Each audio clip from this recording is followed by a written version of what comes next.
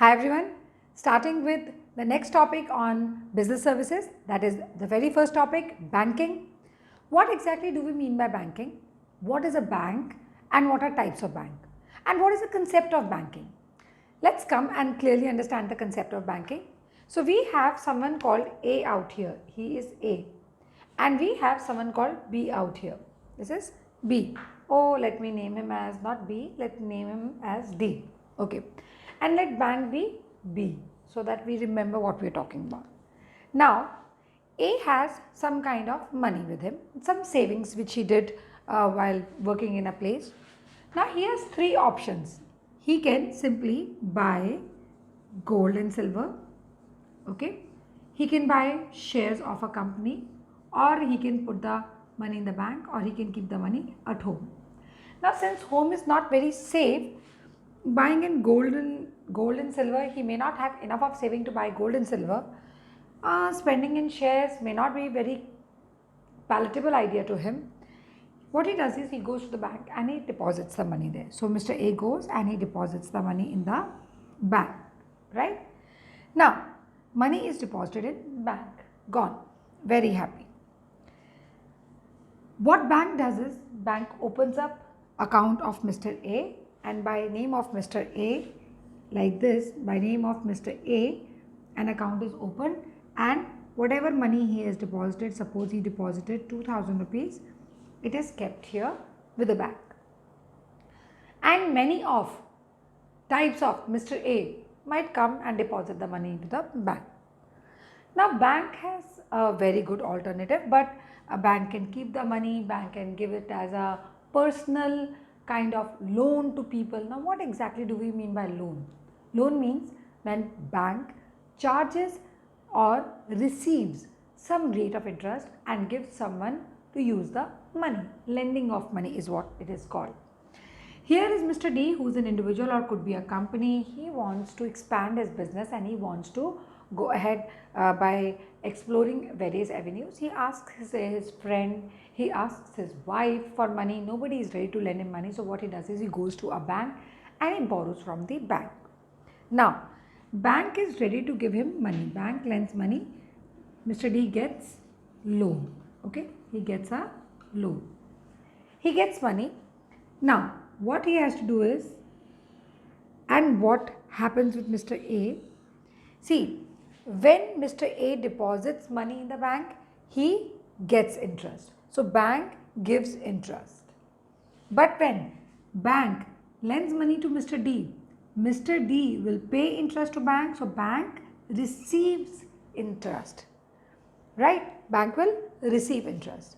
This is the concept of banking. Now you'll ask me, how will Mr. A get money? So Mr. A can go to the bank, write a check, give it to the bank will give him money in case he needs it, 500, 200, 100, whatever he needs, he'll get the money from the bank. This is the basic concept of banking. It says someone who saves money will go to the bank, deposit the money there, receive interest or get interest in lieu of that, whereas then that money is used by bank by lending it to someone else in form of loan, and that person gives interest to the bank. So bank pays interest to the person who deposits money and receives interest to whom it lends the money. The basic concept of banking. You'd say, ma'am, private money lenders also do the same thing. Yes, they do. But nowadays, bank as an institution are safer avenues for mobilizing of your fund, and ultimately it leads to economic growth because the money is being circulated to many people, not to a limited number of people. So let's come to the definition of banking or meaning of banking. Banking means accepting for the purpose of lending. Whose money did we accept or deposit? We deposit money from A. And whom are we lending the money to? We are lending the money to D. And investment of deposit of money from the public, other people also. We are talking about C, E, X, everyone. Repayable on demand, whenever we want, that money is repayable or otherwise, and withdrawal by check, drafts, order, otherwise. Check, draft, orders are instruments which are used in banking. We'll be doing them in detail later on. What is a bank? Now bank, I told you, is an institution which accepts money on deposits repayable on demand, and also earns a margin of profit by lending money. This money which bank receives, this interest which bank receives, is a profit which it gets in at the time of lending of the money. Now, when we talk about the feature, first thing, it stimulates economic activity in the market by dealing in money. Why economic activity? What is economic activity? Which deals in monetary terms. So when we talk about dealing in monetary terms, we talk about dealing in money. We're talking of what? Nothing else but economic activity. Now, it mobilizes a saving of people and makes funds available to business. Yes. Why? Because this is a person. A saved his money. So A is a person who saved his money out here, right? A saved his money. Now, and makes funds available to business. So who's the business out here? D is the business out here. It also deals in financial instruments and financial services. Financial instruments are there. We have lot many checks, drafts, all these are financial instruments. Bank overdraft, another financial instrument. Talks about bills of exchange, that's another financial instrument. And financial services, whatever the services are provided of lending and deposit of money with interest, commission and discount. Again, this we'll discuss in detail when we do the functions of banking. Right now, just this much is enough, that what are the features of bank. So first it stimulates economic activity, then it mobilizes the saving. Third, it deals in financial instruments and financial services for a price which is called interest, commission or discount. Concept has already been explained to you. Next we are going to start with is types of banks. Commercial banks, these are of two types, public sector and private sector. Then we have cooperative banks, and then we have specialized banks and the central banks. So we start with types of banks now, starting with commercial banks. What are commercial banks? These are the institutions which deal in money, actually in reality, and they are of two types, public sector and private sector. Public sector are government owned and private sector are owned, managed, controlled by the private promoters. Let's read about the commercial banks first.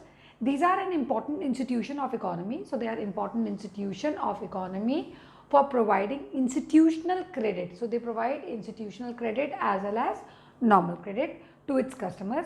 Are institutions dealing in money. So they deal in money basically. Are governed by RBRA Act. Actually it is RBRA 1949.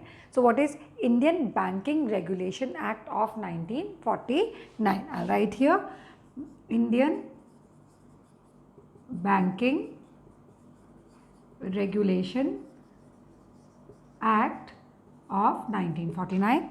There are two types, commercial banks, and there are two types of commercial banks. First is public sector and the other is private sector. I have given example of public sector, State Bank of India, Bank of Baroda. These are basically nationalized banks, and when we talk about private sector, this is ICICI and you have HDFC. These are privately owned banks. Okay. Now, public sector and private sector. Public sector are those in which the government has major stake. So here, who has a major stake? Government has major stake. Whereas private sector are those which are managed, again managed, owned, controlled by private promoters. Here emphasis is on social objective, this is emphasized on profitability. Then they are free to operate as per market forces, they operate as per the government and power. Of course, yes, they operate as per the government rule and regulation.